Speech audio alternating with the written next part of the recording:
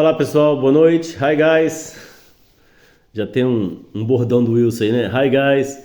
Bom, vamos começar a contar a minha história, como eu havia dito para vocês, e obrigado por estar desse lado aí, ouvindo isso. E vamos começar com 1980.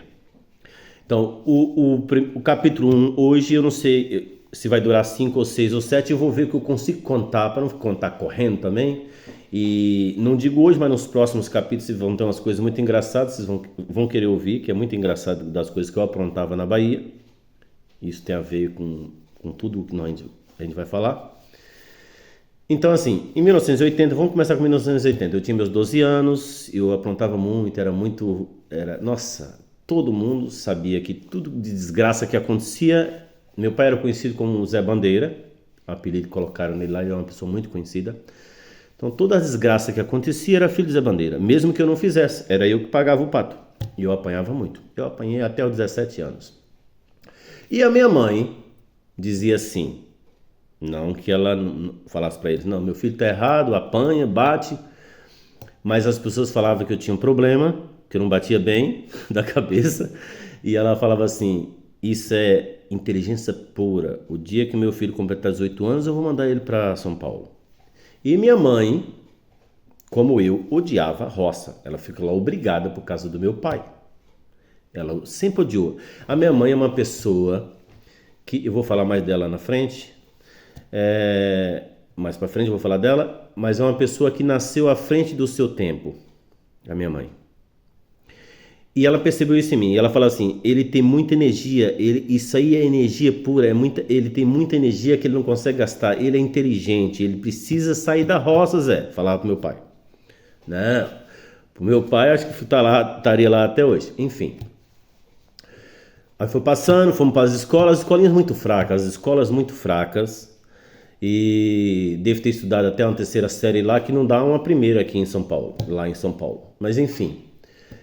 Devo ter estudado no máximo até 84.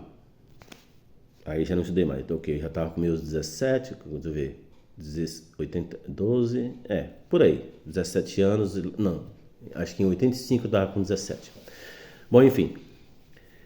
E eu saía para trabalhar com meu pai, ele pegava trabalho, eu trabalhava na roça, estudava de manhã e à tarde trabalhava com meu pai e trabalhava em trabalhos fora.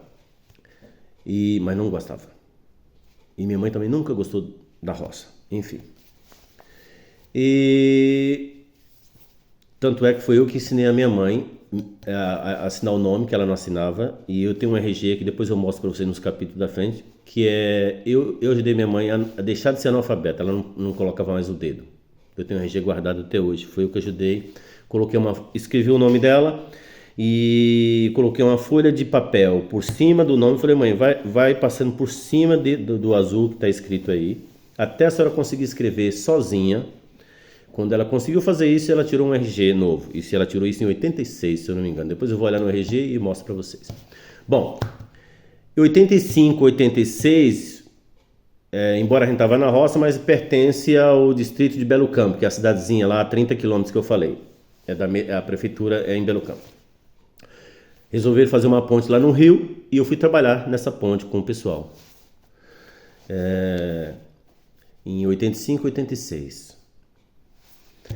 Em 87, eu fiz os 18 anos e eu tenho uma tia, então vai ter muito... Nessa jornada, eu vou ter que agradecer algumas pessoas, porque eu não cheguei aqui sozinho. Ninguém anda sozinho.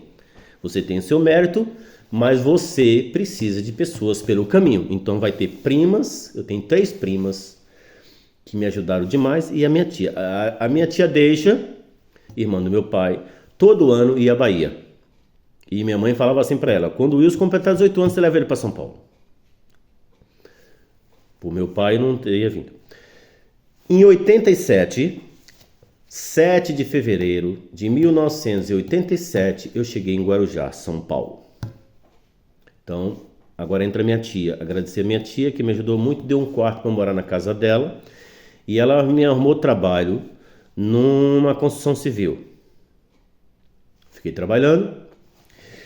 E as minhas primas percebiam, as 3 primas, Cleonice, filha da tia Deja,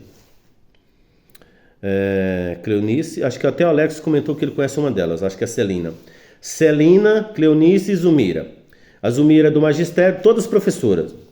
A Cleonice, professora de história, e a Celina, professora de geografia, que elas vão entrar na história mais para frente. Mas elas falavam assim, eu falava mais grande, mais maior, e elas falavam, primo, é só grande ou maior, não é mais maior, e não é mais grande, é maior, não é mais pequeno, é menor.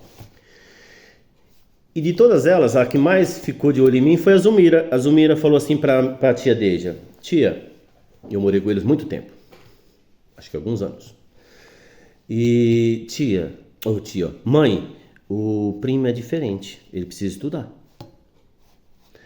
Aí ela chegou para mim e falou assim, primo, você trouxe seu histórico? Eu falei, histórico? O que é histórico?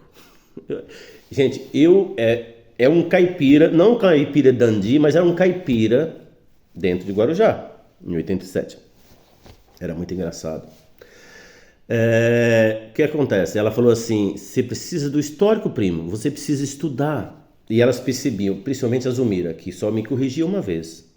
Nunca cometi o mesmo erro de novo. Ela falou assim, mãe, eu só corrigi ele uma vez, ele não erra mais. Ele precisa estudar. E aí, tinha, na época, o tal do Mobral, que era à noite, para adultos.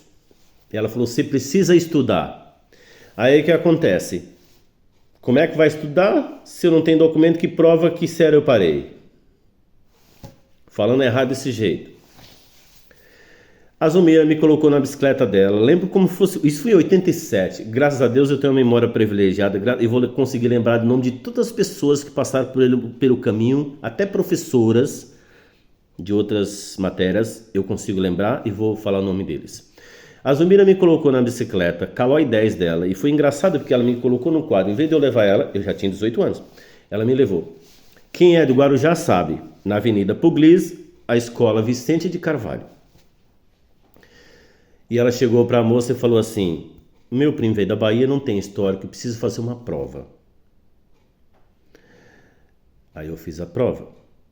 Eu falei, como é que eu vou fazer uma prova? Fiz a prova. Nunca tinha feito uma prova na vida. Fiz a prova e, para minha surpresa, a menina falou assim, olha para a Zumira, ó Zumira, eu podia colocar ele na sexta, mas vamos colocar ele na quinta. Eu falei, quinta série? Vou entrar na quinta? Me colocarem na quinta, mas disse que eu tinha potencial para entrar na sexta série. Uma pessoa que mal estudou na Bahia, assim como todo mundo sabe o que eu estou dizendo, o estudo é muito fraco. Resumindo, está chegando a 8 minutos. Vou fazer mais 1 minuto. Depois a gente controla isso. Se ficar muito longo, vocês me falam. Mas a história é tão legal, dá vontade de ficar aqui 2 horas falando. Passei muito bem na prova. Caiu tudo, caiu matemática, caiu muito. Eu nem lembro de ter estudado matemática na Bahia. Enfim, entrei na quinta série, aí começou a organizar as coisas, e aí eu fui estudar o Mobral, que é da quinta, sexta, sétima e oitava, na escola Tancredo Neves, que fica no Santo Antônio, no mesmo bairro que minha tia mora. Quem é de Guarujá sabe tudo que eu estou falando aí, né? Escola Tancredo Neves, fui estudar. Foi justamente no ano que eu conheci a Alice, em 90. Eu cheguei em 87, mas eu não estudei no início não, eu fiquei alguns anos parado, tem que falar isso. Então eu fui estudar isso aí, que nós fizemos o teste, já foi lá para 92, alguma coisa assim. Então, amanhã a gente continua, o 2 é assim. Depois eu fiz a prova, e aí vou para Tancredo Neves, a escola Tancredo Neves estudar da quinta série até a oitava. Então aqui encerramos capítulo 1. Boa noite e até amanhã.